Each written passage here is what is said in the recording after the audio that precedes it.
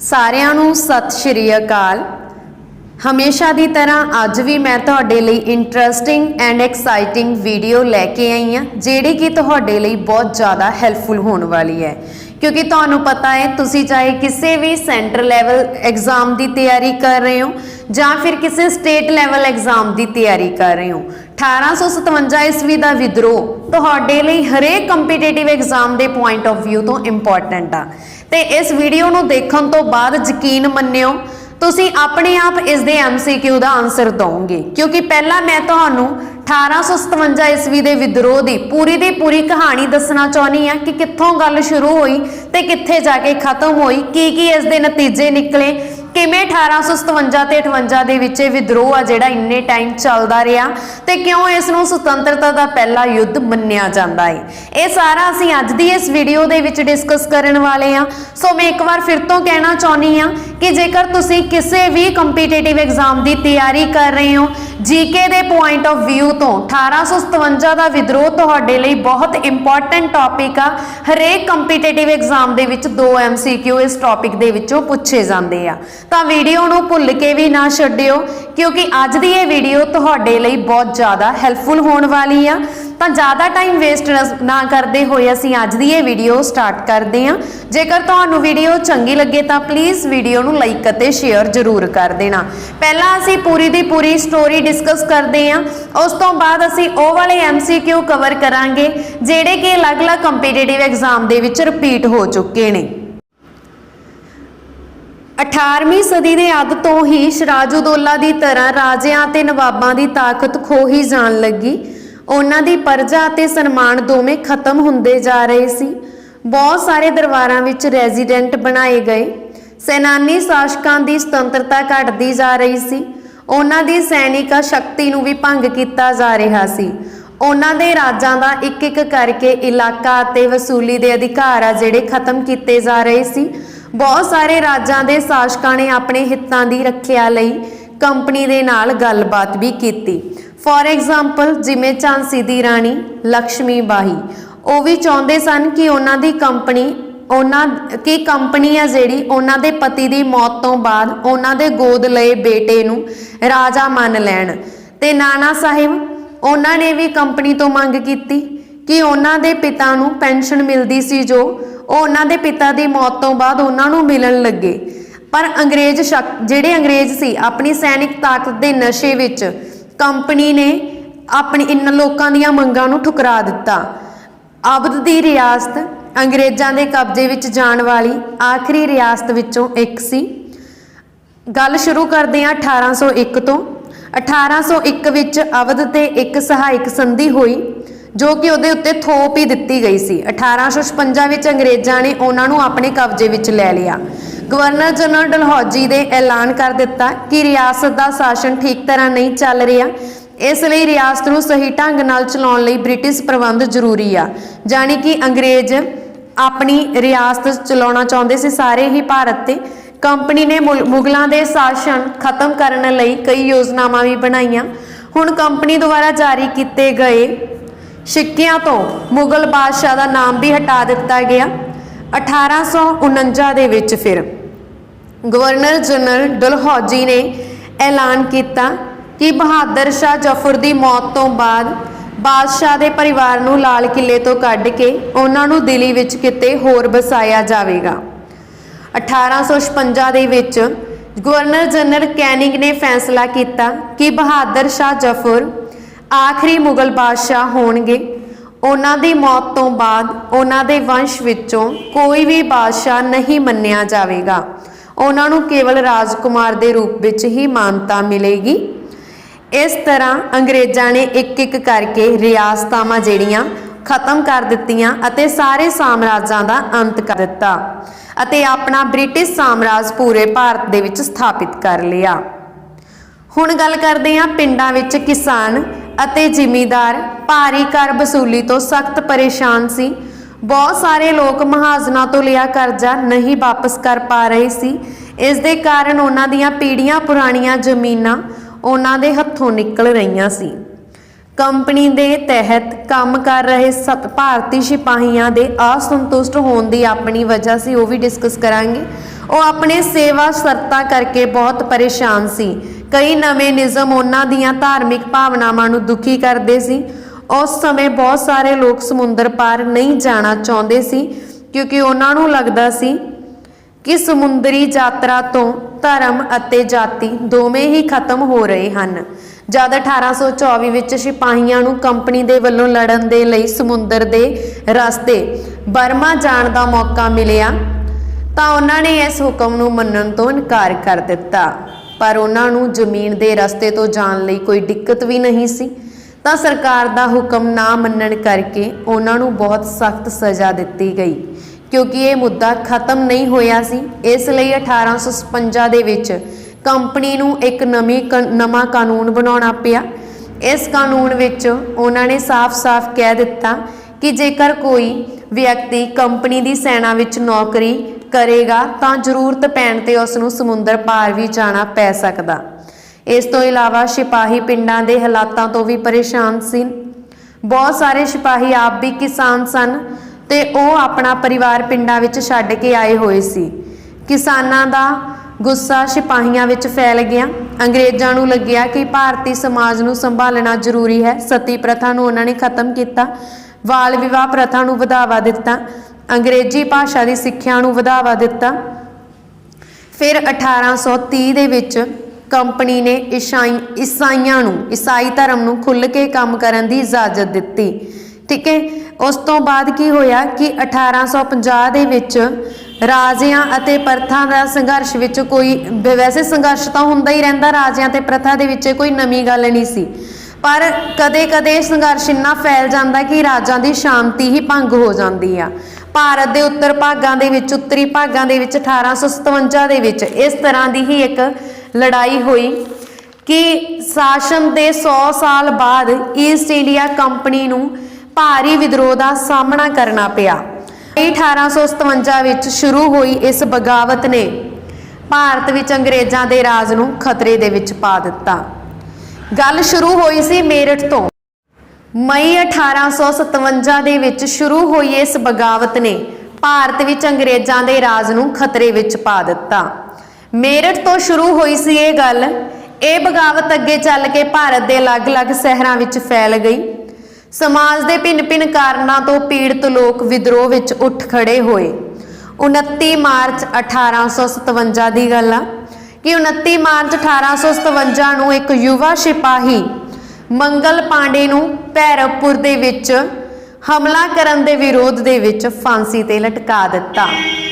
ਇਸ ਦਿਨ ਤੋਂ ਬਾਅਦ ਮੇਰਠ ਦੇ ਵਿੱਚ ਸਿਪਾਹੀਆਂ ਨੇ ਰਾਈਫਲ ਦੇ ਨਾਲ ਫੌਜੀ ਅਭਿਆਸ ਕਰਨ ਤੋਂ ਵੀ ਮਨਾ ਕਰ ਦਿੱਤਾ ਕਿਉਂਕਿ ਸਿਪਾਹੀਆਂ ਨੂੰ ਲੱਗਦਾ ਸੀ ਕਿ ਰਾਈਫਲਾਂ ਤੇ ਗਾਂ ਅਤੇ ਸੂਰ ਦੀ ਚਰਬੀ ਦਾ ਲੇਪ ਚੜਾਇਆ ਗਿਆ ਹੈ ਜਿਸ ਨੂੰ ਮੂੰਹ ਨਾਲ ਕੁਤਰ ਕੇ ਚਲਾਉਣਾ ਪੈਂਦਾ ਸੀ, ਜਿਸ ਨਾਲ ਹਿੰਦੂ ਅਤੇ ਮੁਸਲਮਾਨ ਦੋਨਾਂ ਧਰਮਾਂ ਨੂੰ ਠੇਸ ਪਹੁੰਚੀ। ਇਸ ਦੇ ਨਾਲ 85 ਸਿਪਾਹੀਆਂ ਨੂੰ ਨੌਕਰੀ ਤੋਂ ਕੱਢ ਦਿੱਤਾ ਗਿਆ ਤੇ 10-10 ਸਾਲ ਦੀ ਸਜ਼ਾ ਵੀ ਸੁਣਾਈ ਗਈ। ਬਾਕੀ ਮੇਰਠ ਵਿੱਚ ਭਾਰਤ ਦੇ ਸਿਪਾਹੀਆਂ ਦੀ ਪ੍ਰਤੀਕਿਰਿਆ ਬਹੁਤ ਜ਼ਬਰਦਸਤ ਸੀ। 10 ਮਈ ਨੂੰ ਸਿਪਾਹੀਆਂ ਨੇ ਮੇਰਠ ਦੀ ਜੇਲ੍ਹ ਤੇ ਹੱਲਾ ਬੋਲ ਦਿੱਤਾ। ਕੈਦ ਸਿਪਾਹੀਆਂ ਨੂੰ ਵੀ ਆਜ਼ਾਦ ਕਰਵਾਇਆ। ਉਹਨਾਂ ਨੇ ਅੰਗਰੇਜ਼ ਅਫਸਰਾਂ ਤੇ ਹਮਲਾ ਕੀਤਾ ਅਤੇ ਮਾਰ ਸੁੱਟਿਆ।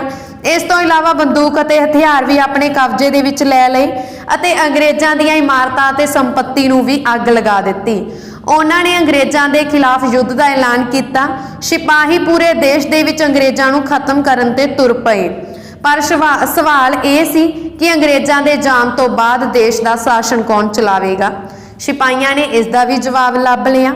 ਫਿਰ ਉਹ ਮੁਗਲ ਸਮਰਾਟ ਬਾਦਸ਼ਾਹ ਸ਼ਾਹ ਜ਼ਫਰ ਨੂੰ ਫਿਰ ਤੋਂ ਦੇਸ਼ ਦਾ ਰਾਜ ਭਾਗ ਦੇਣ ਦੇ ਲਈ ਮਨਾ ਲਿਆ ਉਹਨਾਂ ਨੇ। ਪਰ ਮੇਰਠ ਦੇ ਕੁਝ ਸਿਪਾਹੀਆਂ ਦੇ ਝੁੰਡ ਨੇ 10 ਮਈ ਨੂੰ ਘੋੜਿਆਂ ਤੇ ਸਵਾਰ ਹੋ ਕੇ ਹਨੇਰੇ ਦੇ ਵਿੱਚ ਦਿੱਲੀ ਜਾ ਪਹੁੰਚੇ।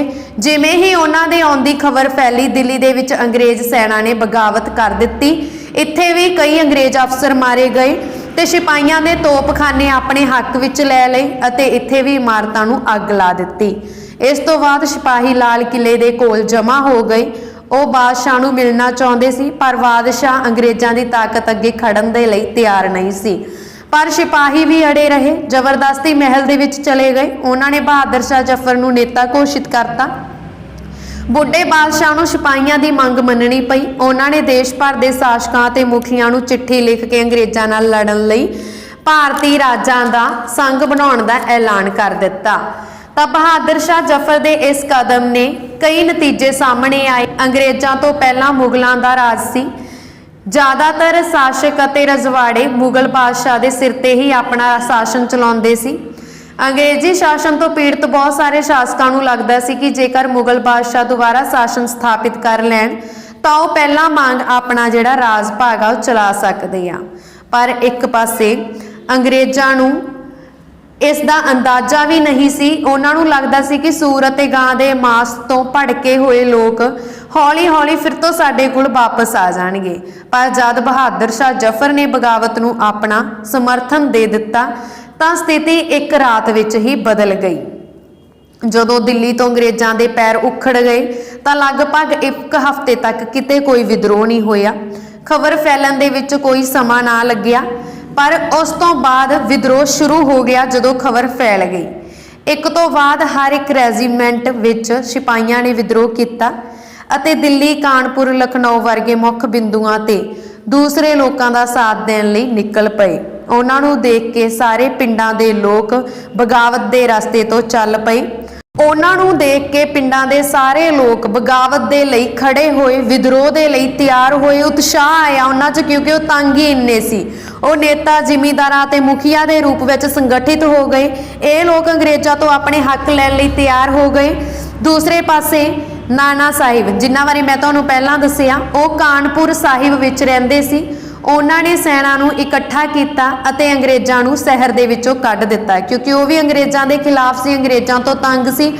ਉਹ ਆਪਣੇ ਪਿਤਾ ਦੀ ਪੈਨਸ਼ਨ ਆਪ ਲਵਾਉਣਾ ਚਾਹੁੰਦੇ ਸੀ, ਨਾਨਾ ਸਾਹਿਬ। ਠੀਕ ਹੈ, ਉਹਨਾਂ ਨੇ ਕੀ ਕੀਤਾ ਕਿ ਆਪਣੀ ਸੈਨਾ ਇਕੱਠੀ ਕੀਤੀ ਕਿ ਅੰਗਰੇਜ਼ਾਂ ਨੂੰ ਸ਼ਹਿਰ ਵਿੱਚੋਂ ਕੱਢ ਦਿੱਤਾ। ਉਹਨਾਂ ਨੇ ਆਪਣੇ ਆਪ ਨੂੰ ਪੇਸ਼ਵਾ ਘੋਸ਼ਿਤ ਕਰ ਦਿੱਤਾ ਅਤੇ ਐਲਾਨ ਕਰ ਦਿੱਤਾ ਕਿ ਉਹ ਬਹਾਦਰ ਸ਼ਾਹ ਜ਼ਫਰ ਦੇ ਤਹਿਤ ਗਵਰਨਰ ਆ ਤੇ ਲਖਨਊ ਦੀ ਗੱਦੀ ਤੋਂ ਹਟਾ ਦੇਣ ਤੋਂ ਬਾਅਦ ਬਾਜਿਦ ਅਲੀ ਸ਼ਾਹ ਦੇ ਬੇਟੇ ਬਿਰਿਜਸ ਕਦਰ ਨੂੰ ਨਵਾਂ ਨਵਾਬ ਬਣਾ ਦਿੱਤਾ ਗਿਆ। ਉਹਨਾਂ ਨੇ ਬਹਾਦਰ ਸ਼ਾਹ ਜ਼ਫਰ ਨੂੰ ਬਾਦਸ਼ਾਹ ਮੰਨਿਆ ਅਤੇ ਉਹਨਾਂ ਦੀ ਮਾਂ ਬੇਗਮ ਹਜ਼ਰਤ ਮਾਹੁਲ ਨੇ ਅੰਗਰੇਜ਼ਾਂ ਦੇ ਖਿਲਾਫ ਵਿਦਰੋਹ ਵਿੱਚ ਵੱਧ ਚੜ੍ਹ ਕੇ ਹਿੱਸਾ ਲਿਆ।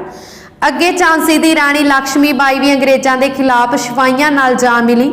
ਉਹਨਾਂ ਨੇ ਨਾਨਾ ਸਾਹਿਬ ਦੇ ਸੈਨਾਪਤੀ ਤਾਂਟਿਆ ਤੋਪੇ ਦੇ ਨਾਲ ਮਿਲ ਕੇ ਅੰਗਰੇਜ਼ਾਂ ਨੂੰ ਭਾਰੀ ਚੁਣੌਤੀ ਦਿੱਤੀ ਤੇ ਮੱਧ ਪ੍ਰਦੇਸ਼ ਦੇ ਮਾਂਡਲਾ ਖੇਤਰ ਦੇ ਵਿੱਚ ਰਾਣੀ ਅਬੰਤੀ ਬਾਈ ਲੋਧੀ, ਉਹਨਾਂ ਨੇ 4000 ਸੈਨਿਕਾਂ ਦੀ ਫੌਜ ਤਿਆਰ ਕੀਤੀ ਅਤੇ ਆਪਣੇ ਅੰਗਰੇਜ਼ਾਂ ਦੇ ਖਿਲਾਫ ਖੜੀ ਹੋਈ, ਕਿਉਂਕਿ ਬ੍ਰਿਟਿਸ਼ ਸ਼ਾਸਨ ਨੇ ਉਹਨਾਂ ਦੇ ਰਾਜਾਂ ਦੇ ਪ੍ਰਤੀ ਨਿਯੰਤਰਣ ਕੀਤਾ ਸੀ। ਹੁਣ ਭਾਰਤੀ ਫੌਜ ਦੇ ਸਾਹਮਣੇ ਅੰਗਰੇਜ਼ਾਂ ਦੀ ਫੌਜ ਕੁਝ ਵੀ ਨਹੀਂ ਸੀ। ਬਹੁਤ ਸਾਰੇ ਮੋਰਚਿਆਂ ਤੇ ਉਹਨਾਂ ਦੀ ਹਾਰ ਹੋਈ। ਇਸ ਨਾਲ ਲੋਕਾਂ ਨੂੰ ਯਕੀਨ ਹੋ ਗਿਆ ਕਿ ਹੁਣ ਅੰਗਰੇਜ਼ਾਂ ਦਾ ਸ਼ਾਸਨ ਖਤਮ ਹੋ ਗਿਆ। ਹੁਣ ਉਹਨਾਂ ਤੋਂ ਵਿਰੋਧ ਦੇ ਨਾਲ ਜੁੜਨ ਦਾ ਜਿਹੜਾ ਆਤਮ ਵਿਸ਼ਵਾਸ ਆ ਉਹ ਹੋਰ ਵੀ ਵੱਧ ਗਿਆ ਸੀ। ਠੀਕ ਹੈ, ਇਹ ਸੀ 1857 ਈਸਵੀ ਦਾ ਵਿਦਰੋਹ, ਜਿਹੜਾ ਕਿ ਹੋਰ ਵੀ ਮਹੱਤਵਪੂਰਨ ਆਪਣੇ ਦੇ ਨਾਲ ਸ਼ੁਰੂ ਹੋਇਆ। ਉਸ ਤੋਂ ਬਾਅਦ ਕਈ ਨੇਤਾ ਸਾਹਮਣੇ ਆਏ, ਜਿਵੇਂ ਅਹਿਮਦੁੱਲਾ ਸ਼ਾਹ ਨੇ ਇੱਕ ਸੈਨਾ ਤਿਆਰ ਕੀਤੀ ਅਤੇ ਲਖਨਊ ਵਿੱਚ ਅੰਗਰੇਜ਼ਾਂ ਨਾਲ ਜਾ ਲੜੇ। ਫਿਰ ਬਰੇਲੀ ਦੇ ਸਿਪਾਹੀ ਸੀ ਇੱਕ, ਜਿਨ੍ਹਾਂ ਦਾ ਨਾਮ ਸੀ ਬਖਤ ਖਾਨ। ਠੀਕ ਹੈ, ਉਹ ਵੀ ਦਿੱਲੀ ਵੱਲ ਕੂਚ ਕੀਤਾ ਉਹਨਾਂ ਨੇ ਤੇ ਅੰਗਰੇਜ਼ਾਂ ਦਾ ਸਫਾਇਆ ਕੀਤਾ। ਠੀਕ ਹੈ, ਕੀ ਨਾਮ ਸੀ ਇਹਨਾਂ ਦਾ? ਬਖਤ ਖਾਨ, ਜਿਹੜੇ ਕਿ ਬਰੇਲੀ ਦੇ ਸਿਪਾਹੀ ਸੀ। ਇਹਨਾਂ ਨੇ ਵੀ ਅੰਗਰੇਜ਼ਾਂ ਨੂੰ ਮਾਰ ਸੁੱਟਿਆ ਤੇ ਮਤਲਬ ਕਿ ਬਹੁਤ ਜ਼ਿਆਦਾ ਸਿਪਾਹੀਆਂ ਦਾ ਸਾਥ ਦਿੱਤਾ। ਫਿਰ ਬਿਹਾਰ ਦੇ ਜ਼ਿਮੀਂਦਾਰ ਕੁਨਵਰ ਸਿੰਘ ਆਏ, ਉਹਨਾਂ ਨੇ ਸਿਪਾਹੀਆਂ ਦਾ ਸਾਥ ਦਿੱਤਾ ਅਤੇ ਕਈ ਮਹੀਨਿਆਂ ਤੱਕ ਲੜਾਈ ਲੜੀ। ਇਹ ਉਥਲ-ਪੁਥਲ ਦੇ ਨਾਲ ਅੰਗਰੇਜ਼ਾਂ ਨੇ ਆਪਣੀ ਹਿੰਮਤ ਨਹੀਂ ਛੱਡੀ। ਕੰਪਨੀ ਨੇ ਪੂਰੀ ਤਾਕਤ ਲਗਾ ਦਿੱਤੀ ਵਿਦਰੋਹ ਨੂੰ ਖਤਮ ਕਰਨ ਦੇ ਲਈ। ਉਹਨਾਂ ਨੇ ਇੰਗਲੈਂਡ ਤੋਂ ਸੈਨਾ ਮੰਗਾਈ ਅਤੇ ਵਿਦਰੋਹੀਆਂ ਨੂੰ ਜਲਦੀ ਸਜ਼ਾ ਦੇਣ ਲਈ ਨਵੇਂ ਕਾਨੂੰਨ ਬਣਾਉਣੇ ਸ਼ੁਰੂ ਕਰ ਦਿੱਤੇ। ਮੁੱਖ ਕੇਂਦਰਾਂ ਤੇ ਹੱਲਾ ਬੋਲਿਆ। ਸਤੰਬਰ 1857 ਦੇ ਵਿੱਚ ਦਿੱਲੀ ਦੁਬਾਰਾ ਅੰਗਰੇਜ਼ਾਂ ਦੇ ਕਬਜ਼ੇ ਦੇ ਵਿੱਚ ਆ ਗਈ। ਅੰਤਿਮ ਮੁਗਲ ਬਾਦਸ਼ਾਹ ਬਹਾਦਰ ਸ਼ਾਹ ਜ਼ਫਰ ਤੇ ਮੁਕੱਦਮਾ ਚਲਾਇਆ ਗਿਆ। ਉਹਨਾਂ ਨੂੰ ਸਜ਼ਾ ਦਿੱਤੀ ਗਈ। ਉਹਨਾਂ ਦੇ ਬੇਟਿਆਂ ਨੂੰ ਉਹਨਾਂ ਦੇ ਸਾਹਮਣੇ ਅੱਖਾਂ ਦੇ ਗੋਲੀ ਮਾਰ ਦਿੱਤੀ ਗਈ। ਅਕਤੂਬਰ 1858 ਨੂੰ ਬਹਾਦਰ ਸ਼ਾਹ ਤੇ ਉਹਨਾਂ ਦੀ ਪਤਨੀ ਨੂੰ ਰਣਗੂਨ ਜੇਲ੍ਹ ਭੇਜ ਦਿੱਤਾ। ਠੀਕ ਹੈ, ਅਤੇ 1862 ਦੇ ਵਿੱਚ ਉਹਨਾਂ ਦੀ ਡੈਥ ਇਸੇ ਜੇਲ੍ਹ ਦੇ ਵਿੱਚ ਹੋ ਗਈ। ਫਿਰ ਦਿੱਲੀ ਤੇ ਅੰਗਰੇਜ਼ਾਂ ਦੇ ਕਬਜ਼ੇ ਕਾਰਨ ਵਿਦਰੋਹ ਖਤਮ ਨਹੀਂ ਹੋਇਆ। ਉਹਨਾਂ ਤੋਂ ਬਾਅਦ ਵੀ ਲੋਕਾਂ ਨੇ ਅੰਗਰੇਜ਼ਾਂ ਨਾਲ ਟੱਕਰ ਲਈ। ਮਾਰਚ 1858 ਦੇ ਵਿੱਚ ਲਖਨਊ ਅੰਗਰੇਜ਼ਾਂ ਦੇ ਕਬਜ਼ੇ ਦੇ ਵਿੱਚ ਆ ਗਿਆ। ਜੂਨ 1858 ਵਿੱਚ ਝਾਂਸੀ ਦੀ ਰਾਣੀ ਨੂੰ ਵੀ ਮਾਰ ਦਿੱਤਾ ਗਿਆ। ਉਸ ਤੋਂ ਬਾਅਦ ਰਾਣੀ ਬੰਤੀ ਬਾਈ ਲੋਧੀ ਨੂੰ ਵੀ ਮਾਰ ਦਿੱਤਾ ਗਿਆ। ਫਿਰ ਇਹਨਾਂ ਤੋਂ ਬਾਅਦ ਤਾਂਤਿਆ ਟੋਪੇ ਅੰਗਰੇਜ਼ਾਂ ਖਿਲਾਫ ਲੜਦੇ ਰਹੇ। ਜਿਵੇਂ ਪਹਿਲਾਂ ਲੋਕਾਂ ਵਿੱਚ ਉਤਸ਼ਾਹ ਮਿਲਿਆ ਸੀ, ਪਰ ਉਨੀ ਹੀ ਜਲਦੀ ਉਹਨਾਂ ਦੀ ਹਿੰਮਤ ਆ ਜਿਹੜੀ ਟੁੱਟਣ ਲੱਗੀ। ਬਹੁਤ ਸਾਰੇ ਲੋਕਾਂ ਨੇ ਵਿਦਰੋਹ ਦਾ ਸਾਥ ਛੱਡ ਦਿੱਤਾ। ਆਖਿਰ ਤੇ ਅੰਗਰੇਜ਼ਾਂ ਨੇ ਲੋਕਾਂ ਦਾ ਦਿਲ ਜਿੱਤਣ ਲਈ ਆਪਣੇ ਪੈਰ ਫਿਰ ਤੋਂ ਜਮਾਉਣ ਲਈ ਹੋਰ ਢੰਗ ਲੱਭ ਲਏ। ਉਹਨਾਂ ਨੇ ਵਫਾਦਾਰਾਂ ਦੇ ਲਈ ਵਫਾਦਾਰੀ ਦੇ ਢੰਗ ਲੱਭ ਲਏ ਕਿ ਜਿਹੜੇ ਲੋਕ ਵਫਾਦਾਰ ਆ ਉਹਨਾਂ ਨੂੰ ਮਤਲਬ ਕਿ ਚੰਗੀ ਤਰ੍ਹਾਂ ਸਨਮਾਨ ਕੀਤਾ ਜਾਵੇਗਾ। ਠੀਕ ਹੈ, ਮਤਲਬ ਯੁੱਧ ਇੰਨਾ ਭਿਆਨਕ ਸੀਗਾ ਤਾਂ ਅੰਗਰੇਜ਼ਾਂ ਨੇ ਵੀ ਆਪਦੇ ਪੈਰ ਜਮਾਉਣ ਲਈ ਕੁਛ ਨਾ ਕੁਛ ਤਾਂ ਕਰਨਾ ਹੀ ਸੀ। ਵਫਾਦਾਰਾਂ ਦੇ ਲਈ ਇਨਾਮ ਵੰਡਣੇ ਸ਼ੁਰੂ ਕੀਤੇ, ਉਹਨਾਂ ਦੀਆਂ ਜ਼ਮੀਨਾਂ ਨੂੰ ਵੰਸ਼ਵਾਦੀ ਪਰੰਪਰਾ ਅਧਿਕਾਰ ਦਿੱਤੇ ਕਿ ਜਿਨ੍ਹਾਂ ਨੇ ਵਿਦਰੋਹ ਕੀਤਾ ਉਹਨਾਂ ਨੂੰ ਇਹ ਕਿਹਾ ਗਿਆ ਕਿ ਜੇਕਰ ਉਹ ਸਮਰਥਨ ਕਰ ਦਿੰਦੇ ਆ ਤਾਂ ਉਹ ਸੁਰੱਖਿਅਤ ਰਹਿਣਗੇ, ਜ਼ਮੀਨ ਤੇ ਉਹਨਾਂ ਦੇ ਅਧਿਕਾਰ ਬਣੇ ਰਹਿਣਗੇ। ਇਸ ਤੋਂ ਬਾਅਦ ਸੈਂਕੜਿਆਂ ਸਿਪਾਹੀਆਂ ਤੇ ਰਾਜਾਂ ਦੇ ਮੁਕੱਦਮੇ ਚਲਾਏ ਗਏ, ਉਹਨਾਂ ਨੂੰ ਫਾਂਸੀ ਦਿੱਤੀ ਗਈ ਤੇ ਅੰਗਰੇਜ਼ਾਂ ਨੇ 1859 ਦੇ ਅੰਤ ਤੱਕ ਪੂਰੇ ਦੇਸ਼ ਤੇ ਆਪਣਾ ਕਬਜ਼ਾ ਕਰ ਲਿਆ। ਪਰ ਉਹਨਾਂ ਨੂੰ ਸਬਕ ਮਿਲਿਆ। ਹੁਣ ਉਹ ਪਹਿਲਾਂ ਵਾਲੀਆਂ ਨੀਤੀਆਂ ਜਿਹੜੀਆਂ ਉਹਨਾਂ ਨੂੰ ਨਹੀਂ ਚਲਾ ਸਕਦੇ ਸੀ, ਉਹਨਾਂ ਦੇ ਨਾਲ ਸ਼ਾਸਨ ਨਹੀਂ ਚਲਾ ਸਕਦੇ ਸੀ। ਅੰਗਰੇਜ਼ਾਂ ਨੇ 1858 ਦੇ ਵਿੱਚ ਇੱਕ ਨਵਾਂ ਕਾਨੂੰਨ ਪਾਸ ਕਰ ਦਿੱਤਾ। ਈਸਟ ਇੰਡੀਆ ਕੰਪਨੀ ਦੇ ਅਧਿਕਾਰ ਬ੍ਰਿਟਿਸ਼ ਸਾਮਰਾਜ ਨੂੰ ਦੇ ਦਿੱਤੇ ਤਾਂ ਕਿ ਭਾਰਤੀ ਮਾਮਲਿਆਂ ਨੂੰ ਬਿਹਤਰ ਢੰਗ ਨਾਲ ਸਮਝਾਇਆ ਜਾ ਸਕੇ। ਠੀਕ ਹੈ, ਬ੍ਰਿਟਿਸ਼ ਮੰਤਰੀ ਮੰਡਲ ਦੇ ਇੱਕ ਮੈਂਬਰ ਨੂੰ ਭਾਰਤ ਦੇ ਮੰਤਰੀ ਬਣਾ ਦਿੱਤਾ ਅਤੇ ਉਹਨਾਂ ਨੂੰ ਭਾਰਤ ਦੇ ਸ਼ਾਸਨ ਮਾਮਲਿਆਂ ਨੂੰ ਸੰਭਾਲਣ ਦੀ ਜ਼ਿੰਮੇਵਾਰੀ ਸੌਂਪ ਦਿੱਤੀ ਤੇ ਉਹਨਾਂ ਨੂੰ ਇੱਕ ਸਲਾਹਕਾਰ ਦੇਣ ਲਈ ਇੱਕ ਪਰਿਸ਼ਦ ਦਾ ਗਠਨ ਕੀਤਾ ਜਿਸ ਨੂੰ ਅਸੀਂ ਇੰਡੀਆ ਕੌਂਸਲ ਦੇ ਨਾਮ ਨਾਲ ਜਾਣਦੇ ਹਾਂ। ਭਾਰਤ ਦੇ ਗਵਰਨਰ ਜਨਰਲ ਨੂੰ ਵਾਇਸਰਾਏ ਦਾ ਅਹੁਦਾ ਦਿੱਤਾ। ਠੀਕ ਹੈ, ਗਵਰਨਰ ਜਨਰਲ ਖਤਮ ਕਰ ਦਿੱਤੇ, ਵਾਇਸਰਾਏ ਦਾ ਅਹੁਦਾ ਦਿੱਤਾ। ਅੰਗਰੇਜ਼ ਸਰਕਾਰ ਨੇ ਭਾਰਤ ਦੇ ਸ਼ਾਸਨ ਦੀ ਜਾਣਕਾਰੀ ਆਪਣੇ ਹੱਥਾਂ ਵਿੱਚ ਲੈ ਲਈ। ਸਾਰੇ ਦੇਸ਼ ਦੇ ਸਾਰੇ ਰਾਜਾਂ ਨੂੰ ਭਰੋਸਾ ਦਿੱਤਾ ਕਿ ਉਹਨਾਂ ਦੀ ਜ਼ਮੀਨ ਤੇ ਕਦੇ ਵੀ ਕੋਈ ਕਬਜ਼ਾ ਨਹੀਂ ਕੀਤਾ ਜਾਵੇਗਾ, ਉਹਨਾਂ ਦੀ ਜ਼ਮੀਨ ਵੰਸ਼ਵਾਦੀ ਹੋਵੇਗੀ। ਸੈਨਾ ਵਿੱਚ ਭਾਰਤੀ ਸਿਪਾਹੀ ਘੱਟ ਅਤੇ ਯੂਰਪੀਅਨ ਸਿਪਾਹੀਆਂ ਦੀ ਗਿਣਤੀ ਹੈ ਜਿਹੜੀ ਉਹ ਵਧਾ ਦਿੱਤੀ ਗਈ। ਇਹ ਵੀ ਤੈਅ ਕਰ ਦਿੱਤਾ ਗਿਆ ਕਿ ਅਵਧ ਬਿਹਾਰ ਭਾਰਤ ਅਤੇ ਦੱਖਣੀ ਭਾਰਤ ਵਿੱਚ ਸਿਪਾਹੀਆਂ ਨੂੰ ਭਰਤੀ ਕਰਨ ਦੇ ਬਜਾਏ ਅਬ ਗੋਰਖਾ ਸਿੱਖਾਂ ਅਤੇ ਪਠਾਨਾਂ ਦੇ ਵਿੱਚੋਂ ਜ਼ਿਆਦਾ ਸੈਨਿਕ ਭਰਤੀ ਕੀਤੇ ਜਾਣਗੇ। ਠੀਕ ਹੈ, ਤੇ ਮਹਾਰਾਣੀ ਵਿਕਟੋਰੀਆ ਦੀ 1858 ਈਸਵੀ ਵਿੱਚ ਘੋਸ਼ਣਾ ਦੇ ਅਨੁਸਾਰ ਕਿਸੇ ਤੇ ਕੋਈ ਅਤਿਆਚਾਰ ਨਹੀਂ ਹੋਵੇਗਾ, ਇਹ ਵੀ ਉਹਨਾਂ ਨੂੰ ਕਹਿ ਦਿੱਤਾ ਗਿਆ। ਤੇ ਉਹਨਾਂ ਨੇ ਇਹ ਫੈਸਲਾ ਲਿਆ ਕਿ ਭਾਰਤ ਵਿੱਚ ਜਿੰਨੇ ਵੀ ਵਿਦਰੋਹ ਹੋਏ ਆ ਉਹਨਾਂ ਨਾਲ ਜਿਹੜਾ ਵੀ ਨੁਕਸਾਨ ਹੋਇਆ ਉਸ ਦੀ ਪੂਰਤੀ ਦੇਸ਼ ਵਾਸੀਆਂ ਦੇ ਟੈਕਸ ਲਗਾ ਤੇ ਕਰਨੀ ਹੋਵੇਗੀ। ਇਸ ਤਰ੍ਹਾਂ ਰਾਜਨੀਤਿਕ, ਸਮਾਜਿਕ ਅਤੇ ਆਰਥਿਕ ਅਤੇ ਧਾਰਮਿਕ ਆਦਿ ਕਈ ਕਾਰਨ ਸਨ ਜਿਸ ਦੇ ਕਾਰਨ 1857 ਦਾ ਵਿਦਰੋਹ ਹੋਇਆ, ਜਿਸ ਨੂੰ ਇਤਿਹਾਸ ਵਿੱਚ ਪਹਿਲੇ ਸੁਤੰਤਰਤਾ ਸੰਗਰਾਮ ਦੇ ਨਾਮ ਨਾਲ ਜਾਣਿਆ ਜਾਂਦਾ ਹੈ। ਅਤੇ ਜੇਕਰ ਸਾਡੇ ਦੇਸ਼ ਵਿੱਚ ਇਕਜੁੱਟਤਾ ਹੁੰਦੀ ਜਾਂ ਕਹਿ ਸਕਦੇ ਯੂਨਿਟੀ ਹੁੰਦੀ ਤਾਂ ਅੰਗਰੇਜ਼ ਕਦੇ ਵੀ ਸਾਡੇ ਦੇਸ਼ ਤੇ 200 ਸਾਲ ਤੱਕ ਰਾਜ ਨਾ ਕਰਦੇ। ਸਾਡੀ ਆਪਸੀ ਫੁੱਟ ਅਤੇ ਸਵਾਰਥ ਨੇ ਅੰਗਰੇਜ਼ਾਂ ਨੂੰ ਅਵਸਰ ਦਿੱਤਾ ਕਿ ਸਾਨੂੰ 200 ਸਾਲ ਤੱਕ ਗੁਲਾਮ ਬਣਾਉਣ ਅਤੇ ਫਿਰ ਸਾਨੂੰ ਕੰਗਾਲ ਕਰਕੇ ਛੱਡਿਆ ਜਾਵੇ। ਜੇਕਰ ਸਾਡੇ ਦੇਸ਼ ਵਾਸੀ 1857 ਦੇ ਗਦਰ ਦੇ ਸਮੇਂ ਅੰਗਰੇਜ਼ਾਂ ਦਾ ਸਾਹਮਣਾ ਕਰਨ ਦੇ ਲਈ ਇਕੱਠੇ ਹੋ ਜਾਂਦੇ ਤਾਂ ਅੰਗਰੇਜ਼ ਸਰਕਾਰ ਕਦੋਂ ਦਾ ਹਿੰਦੁਸਤਾਨ ਛੱਡ ਕੇ ਜਾ ਚੁੱਕੀ ਹੁੰਦੀ ਅਤੇ ਦੇਸ਼ ਦੋ ਹਿੱਸਿਆਂ ਦੇ ਵਿੱਚ ਵੀ ਨਾ ਵੰਡਿਆ ਹੁੰਦਾ।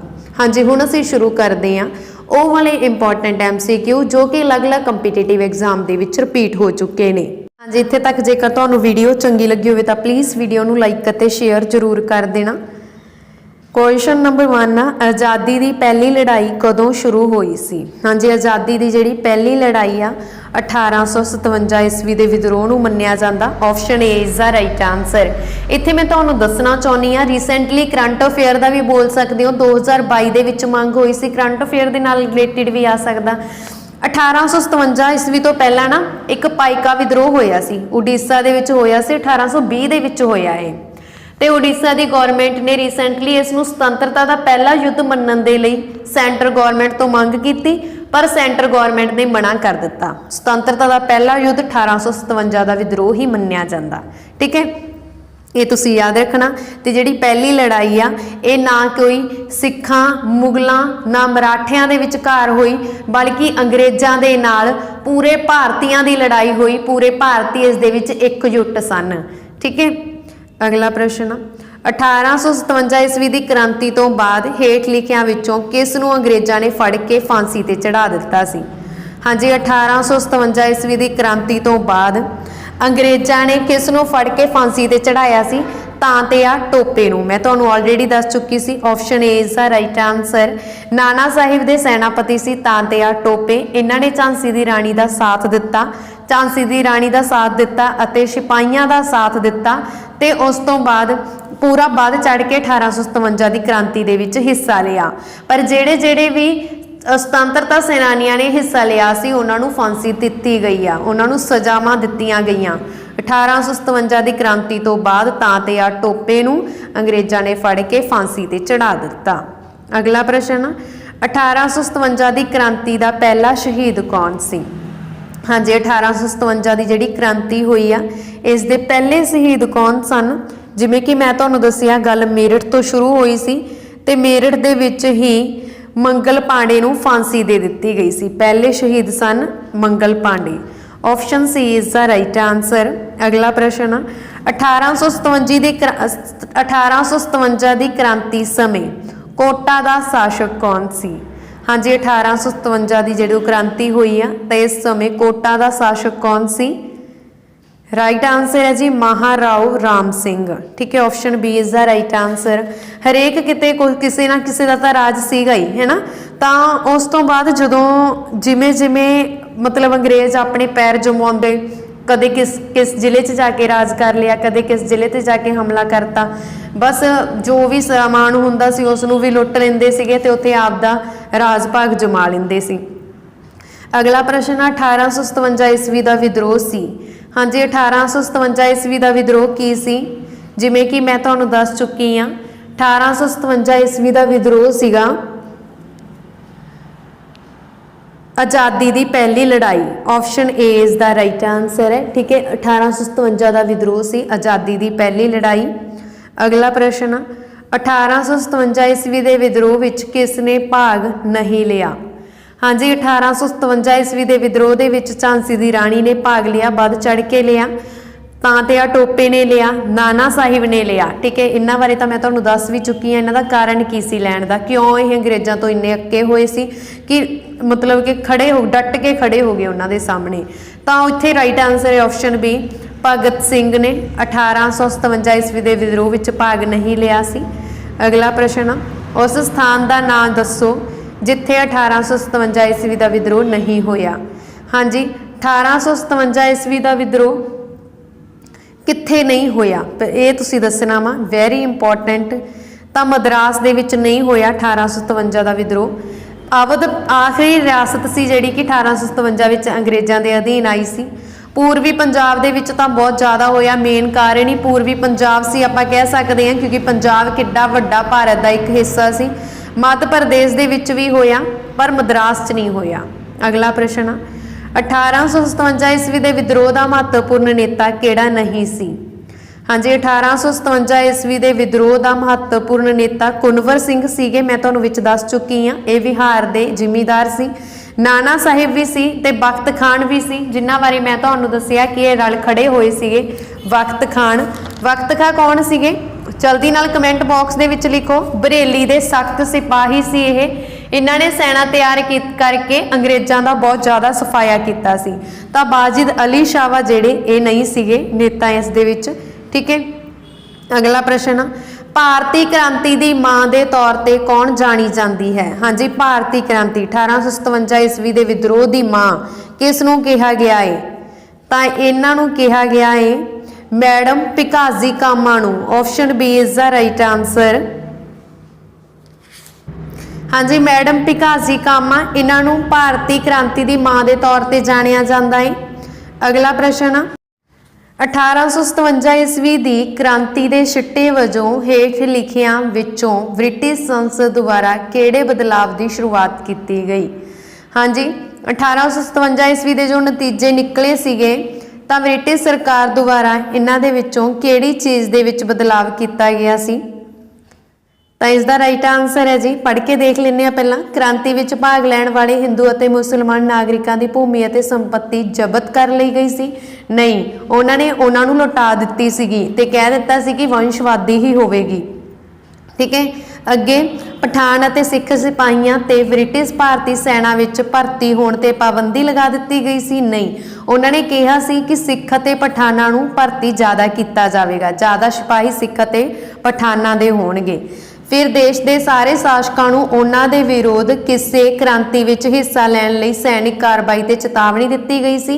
ये भी गलत है। ठीक है, तो हुण इहदे विचों सही की आ? उन्होंने ये पूछा कि किहड़ा सही आ, तो इत्थे की आ, ब्रिटिश कैबिनेट का एक मैंबर भारतीय स्टेट का सकत्तर बना दिता गया सी। हाँ जी, बनाया सी। ब्रिटिश कैबिनेट का एक मैंबर भारतीय स्टेट का सकत्तर बना दिता गया सी, जिसनूं इंडिया कौंसिल कहा सी असीं, ते उसदी एक परिषद बना दित्ती सी। अगला 1857 विच ब्रिटिश सरकार ने किहड़ियां 3 यूनीवर्सिटियां की स्थापना की सी? हाँ जी, जिथे ब्रिटिश सरकार ने इन्ने दंगे कीते आ, इन्ना हंगामा किया, उत्थे नाल दी नाल चलो वधिया काम भी किए कि 1857 विच ब्रिटिश सरकार ने 3 यूनीवर्सिटियां बनाईयां सीगियां, कलकत्ता, मद्रास अते Bombay. Option B is the right answer. अगला प्रश्न, क्रांति की तारीख किहड़ी निश्चित की गई सी? हाँ जी, क्रांति की जिहड़ी तारीख आ वो किहड़ी निश्चित की गई सी? 31 मई 1857 ईस्वी। Option C is the right answer. अगला प्रश्न, उत्तरी भारत के लोगों ने किस दे विरोध 1857 ईस्वी के अंदोलन विच भाग लिया? हाँ जी, उत्तरी भारत के लोगों ने 1857 ईस्वी के अंदोलन दे विच भाग लिया अंग्रेज़ों के विरोध। Option A is the right answer. उत्तरी भारत के लोगों ने अंग्रेज़ों के विरोध 1857 ईस्वी विच अंदोलन दे विच भाग लिया। अगला प्रश्न, राष्ट्रवादी लेखकों के अनुसार 1857 ईस्वी की क्रांति की सी? राष्ट्रवादी लेखकों के अनुसार 1857 ईस्वी की क्रांति सी राष्ट्रीय विद्रोह, भारतीय स्वतंत्रता संग्राम। Option C is the right answer. उपरोक्त दोवें ही राष्ट्रवादी लेखकों के अनुसार 1857 ईस्वी की क्रांति भारतीय स्वतंत्रता संग्राम सी अते एक राष्ट्रीय विद्रोह सी। Option C is the right answer. अगला प्रश्न, पंजाब के लोगों की 1857 ईस्वी की क्रांति समय ब्रिटिश सरकार प्रति किहो जही भावना सी? हाँ जी, पंजाब के लोगों की 1857 की क्रांति के समय ब्रिटिश सरकार प्रति किहो जही भावना सी? वो असंतुष्ट सीगे ब्रिटिश सरकार तो। Option A is the right answer. अगला प्रश्न, प्रशासनिक बोर्ड की स्थापना कदों हुई? हाँ जी, प्रशासनिक बोर्ड इसकी स्थापना हुई सी 1849 तो 1853 के विचकार। Option A is the right answer. ये तुसीं याद रखना प्रशासनिक बोर्ड के बारे। ठीक है। अगला प्रश्न, अंग्रेज सरकार ने किन्ने सैनिकों नूं नौकरी तो कढ दिता? हाँ जी, अंग्रेज सरकार ने किन्ने सैनिकों नूं नौकरी तो कढिया? 50,000 नूं। Option A is the right answer. अगला प्रश्न, अंग्रेजी सरकार ने, हाँ जी, अंग्रेजी सरकार ने खालसा सेना नाल की व्यवहार किया सी? अंग्रेजी सरकार ने खालसा सेना नूं भंग कर दिता सी। Option A is the right answer. अगला प्रश्न, अंग्रेज़ों ने जिमीदारां दीयां जमीनां ते की कीता सी? हाँ जी, अंग्रेज़ों ने जिमीदारां दीयां जमीनां जबत कर लईआं सी। Option A is the right answer. अगला प्रश्न, जागीरदारी की प्रथा किसने खत्म की? हाँ जी, जागीरदारी की जिहड़ी प्रथा वा यह जॉन लॉरेंस ने खत्म की सी। Option A is the right answer, John Lawrence. अगला प्रश्न, पंजाब विच 1857 ईस्वी की क्रांति का मुख्य कारण की सी? हाँ जी, 1857 ईस्वी की क्रांति का मुख्य कारण सी लोगों की सरकार तो असंतुष्ट सीगे। लोग आ जिहड़े वो सरकार तो असंतुष्ट सी, जमीनां जबत कर लईआं गईआं सी, जागीरदारी प्रथा की समाप्ति कर दी गई सी। Option D is the right answer है उपरोक्त सारे। अगला प्रश्न असीं करते हैं जी। अगला प्रश्न, पंजाब विच घोड़सवार सैनिकों की गिनती कितनी सी? हाँ जी, पंजाब दे विच घोड़सवार सैनिकों की गिनती कितनी सी? 12,000। Option A is the right answer. अगला प्रश्न, लाहौर, गोबिंदगढ़ अते मुल्तान किस दे नियंत्रण विच सन? ਲਾਹੌਰ, ਗੋਬਿੰਦਗੜ੍ਹ ਅਤੇ ਮੁਲਤਾਨ ਇਹ ਯੂਰਪੀ ਫੌਜ ਦੇ ਨਿਯੰਤਰਣ ਵਿੱਚ ਸਨ। Option A is the right answer. ਅਗਲਾ ਪ੍ਰਸ਼ਨ ਆ ਜੀ, ਫਿਰੋਜ਼ਪੁਰ ਵਿੱਚ ਵਿਦਰੋਹ ਹੋਣ ਦੀ ਤਾਰੀਖ ਕੀ ਸੀ? ਹਾਂਜੀ, ਫਿਰੋਜ਼ਪੁਰ ਦੇ ਵਿੱਚ ਜਿਹੜਾ ਵਿਦਰੋਹ ਹੋਇਆ ਸੀ ਇਸ ਦੇ ਹੋਣ ਦੀ ਤਾਰੀਖ ਸੀਗੀ, ਕਿੰਨੀ ਤਾਰੀਖ ਸੀ? 14 ਮਈ 1857 ਈਸਵੀ। Option number A is the right answer. 14 ਮਈ 1857 ਨੂੰ ਫਿਰੋਜ਼ਪੁਰ ਦੇ ਵਿੱਚ ਵਿਦਰੋਹ ਹੋਇਆ। ਅਗਲਾ ਪ੍ਰਸ਼ਨ ਆ, ਫਿਰੋਜ਼ਪੁਰ ਵਿੱਚ 14 ਮਈ 1857 ਨੂੰ ਕਿਹੜੀਆਂ ਰੈਜੀਮੈਂਟਾਂ ਨੇ ਵਿਦਰੋਹ ਕੀਤਾ? ਹਾਂਜੀ, ਫਿਰੋਜ਼ਪੁਰ ਦੇ ਵਿੱਚ 14 ਮਈ 1857 ਨੂੰ ਵਿਦਰੋਹ ਕੀਤਾ ਕਿਹੜੀਆਂ ਰੈਜੀਮੈਂਟਾਂ ਨੇ ਕੀਤਾ? ਇਹ ਕੀਤਾ ਜੀ 45ਵੀਂ ਅਤੇ 57ਵੀਂ ਰੈਜੀਮੈਂਟ ਨੇ। Option B is the right answer. ਅਗਲਾ ਪ੍ਰਸ਼ਨ ਅਸੀਂ ਕਰਦੇ ਹਾਂ, ਹਾਂਸੀ ਵਿੱਚ ਭਾਰਤੀ ਸੈਨਿਕਾਂ ਨੇ ਕਦੋਂ ਬਗਾਵਤ ਕੀਤੀ? ਹਾਂਜੀ, ਤਾਂ ਇਸ ਦਾ ਰਾਈਟ ਆਨਸਰ ਹੈ ਜੀ ਆਪਸ਼ਨ ਨੰਬਰ ਏ 15 ਮਈ 1857 ਈਸਵੀ ਨੂੰ ਕੀਤੀ। ਠੀਕ ਹੈ, 15 ਮਈ 1857 ਈਸਵੀ। ਅਗਲਾ ਪ੍ਰਸ਼ਨ ਆ, ਪਿਸ਼ਾਵਰ ਵਿੱਚ 21-22 ਮਈ 1857 ਈਸਵੀ ਨੂੰ ਕਿਹੜੀਆਂ ਰੈਜੀਮੈਂਟਾਂ ਨੇ ਵਿਦਰੋਹ ਕੀਤਾ? ਹਾਂਜੀ, ਪਿਸ਼ਾਵਰ ਦੇ ਵਿੱਚ 21-22 ਮਈ ਨੂੰ 1857 ਨੂੰ ਕਿਹੜੀਆਂ ਰੈਜੀਮੈਂਟਾਂ ਨੇ ਵਿਦਰੋਹ ਕੀਤਾ? 51ਵੀਂ, 55ਵੀਂ ਅਤੇ 24ਵੀਂ ਨੇ। ਆਪਸ਼ਨ ਬੀ ਏ ਇਸ ਦਾ ਰਾਈਟ ਆਨਸਰ ਹੈ। ਅਗਲਾ ਪ੍ਰਸ਼ਨ, ਜਲੰਧਰ ਅਤੇ ਫਿਲੌਰ ਵਿੱਚ ਕਦੋਂ ਵਿਦਰੋਹ ਹੋਇਆ? ਹਾਂਜੀ, ਜਲੰਧਰ ਅਤੇ ਫਿਲੌਰ ਦੇ ਵਿੱਚ ਜਿਹੜਾ ਵਿਦਰੋਹ ਹੋਇਆ ਸੀ ਇਹ ਹੋਇਆ ਸੀ 7 ਜੂਨ 1857 ਨੂੰ। ਆਪਸ਼ਨ ਏ ਇਸ ਦਾ ਰਾਈਟ ਆਨਸਰ। ਅਗਲਾ ਪ੍ਰਸ਼ਨ, ਲਾਹੌਰ ਵਿੱਚ ਵਿਦਰੋਹ ਕਿਸ ਦਿਨ ਹੋਇਆ? ਹਾਂਜੀ, ਲਾਹੌਰ ਦੇ ਵਿੱਚ ਜਿਹੜਾ ਵਿਦਰੋਹ ਆ ਇਹ ਕਿਸ ਦਿਨ ਹੋਇਆ? 30 ਜੁਲਾਈ 1857 ਈਸਵੀ ਨੂੰ। Option C is the right answer. ਅਗਲਾ ਪ੍ਰਸ਼ਨ, ਬਨਾਰਸ ਵਿੱਚ ਸਿੱਖਾਂ ਦੀ ਲੁਧਿਆਣਾ ਰੈਜੀਮੈਂਟ ਨੇ ਕਦੋਂ ਬਗਾਵਤ ਵਿੱਚ ਹਿੱਸਾ ਲਿਆ? ਹਾਂਜੀ, ਬਨਾਰਸ ਦੇ ਵਿੱਚ ਸਿੱਖਾਂ ਦੀ ਲੁਧਿਆਣਾ ਰੈਜੀਮੈਂਟ ਨੇ 5 ਜੂਨ 1857 ਈਸਵੀ ਨੂੰ ਹਿੱਸਾ ਲਿਆ। Option B is the right answer. ਅਗਲਾ ਪ੍ਰਸ਼ਨ, ਪੰਜਾਬ ਦੇ ਵਿਦਰੋਹ ਵਿੱਚ ਵੱਡੇ ਪੱਧਰ ਤੇ ਸ਼ਾਮਿਲ ਨਾ ਹੋਣ ਦਾ ਕਾਰਨ ਸੀ? ਹਾਂਜੀ, ਪੰਜਾਬ ਦੇ ਵਿਦਰੋਹ ਵਿੱਚ ਵੱਡੇ ਪੱਧਰ ਤੇ ਸ਼ਾਮਿਲ ਹੋਣ ਦਾ ਨਾ ਕਾਰਨ ਸੀਗਾ, ਕੀ ਸੀਗਾ ਕਾਰਨ? ਯੋਗ ਨੇਤਾਵਾਂ ਦੀ ਘਾਟ। Option B is the right answer. ਅਗਲਾ ਪ੍ਰਸ਼ਨ, 1857 ਈਸਵੀ ਦੀ ਕ੍ਰਾਂਤੀ ਦੇ ਪੰਜਾਬ ਤੇ ਕੀ ਪ੍ਰਭਾਵ ਪਏ ਸੀ? ਹਾਂਜੀ, 1857 ਈਸਵੀ ਦੀ ਜਿਹੜੀ ਕ੍ਰਾਂਤੀ ਸੀ ਇਸ ਵਿੱਚ ਕੀ ਪ੍ਰਭਾਵ ਪਿਆ ਸੀ ਪੰਜਾਬ ਤੇ? ਦਿੱਲੀ ਦਾ ਪੰਜਾਬ ਪ੍ਰਾਂਤ ਵਿੱਚ ਸ਼ਾਮਿਲ ਹੋਣਾ। ਆਪਸ਼ਨ ਏ ਇਸ ਦਾ ਰਾਈਟ ਆਨਸਰ ਹੈ। ਅਗਲਾ ਪ੍ਰਸ਼ਨ ਆ ਜੀ, 1857 ਈਸਵੀ ਦੇ ਵਿੱਚ ਭਾਰਤੀ ਸਿਪਾਹੀ ਕੰਪਨੀ ਤੋਂ ਅਸੰਤੁਸ਼ਟ ਕਿਉਂ ਸਨ? ਹਾਂਜੀ, 1857 ਈਸਵੀ ਦੇ ਜਿਹੜੇ ਭਾਰਤੀ ਸਿਪਾਹੀ ਆ ਉਹ ਕੰਪਨੀ ਤੋਂ ਅਸੰਤੁਸ਼ਟ ਸਨ ਕਿ ਦੇਸ਼ ਦੇ ਕਿਸਾਨਾਂ ਦਾ ਗੁੱਸਾ ਜਲਦੀ ਹੀ ਸਿਪਾਹੀਆਂ ਵਿੱਚ ਫੈਲ ਗਿਆ ਸੀ। Option C is the right answer. ਅਗਲਾ ਪ੍ਰਸ਼ਨ, 1857 ਈਸਵੀ ਦੀ ਬਗਾਵਤ ਨੂੰ ਸਿਪਾਹੀਆਂ ਦੀ ਬਗਾਵਤ ਅਤੇ ਸੁਤੰਤਰਤਾ ਦਾ ਪਹਿਲਾ ਯੁੱਧ ਆਖਿਆ ਜਾਂਦਾ ਹੈ। ਇੱਕੋ ਕਿਸਮ ਦੀਆਂ ਘਟਨਾਵਾਂ ਦੇ ਸਮੂਹ ਲਈ ਇਨ੍ਹਾਂ ਵਿਭਿੰਨ ਨਾਮਾਂ ਦਾ ਕੀ ਮਹੱਤਵ ਹੈ? ਹਾਂਜੀ, ਤਾਂ ਇਸ ਦੇ ਲਈ ਜੇਕਰ ਅਸੀਂ ਗੱਲ ਕਰੀਏ ਤਾਂ ਇਸ ਦਾ ਜਿਹੜਾ ਵਿਸ਼ੇਸ਼ ਮਹੱਤਵ ਆ ਕਿ ਇਸ ਵਿੱਚੋਂ ਨਿਕਲੇ ਵਿਭਿੰਨ ਸਿੱਟਿਆਂ ਨੂੰ ਸਮਝਣਾ। Option C is the right answer. ਹਾਂਜੀ, ਇਸ ਦੇ ਨਾਲ ਸਾਡੀ ਅੱਜ ਦੀ ਇਹ ਵੀਡੀਓ ਖਤਮ ਹੁੰਦੀ ਹੈ ਤੇ ਵੀਡੀਓ ਤੁਹਾਨੂੰ ਕਿਸ ਤਰ੍ਹਾਂ ਦੀ ਲੱਗੀ ਕਿਰਪਾ ਕਰਕੇ ਕਮੈਂਟ ਬਾਕਸ ਦੇ ਵਿੱਚ ਜ਼ਰੂਰ ਦੱਸ ਦੇਣਾ। ਜੇਕਰ ਵੀਡੀਓ ਚੰਗੀ ਲੱਗੀ ਹੋਵੇ ਤਾਂ ਪਲੀਜ਼ ਵੀਡੀਓ ਨੂੰ ਲਾਈਕ ਅਤੇ ਸ਼ੇਅਰ ਕਰਨਾ ਨਾ ਭੁੱਲਣਾ। ਧੰਨਵਾਦ ਜੀ, ਥੈਂਕਸ ਫॉर ਵਾਚਿੰਗ।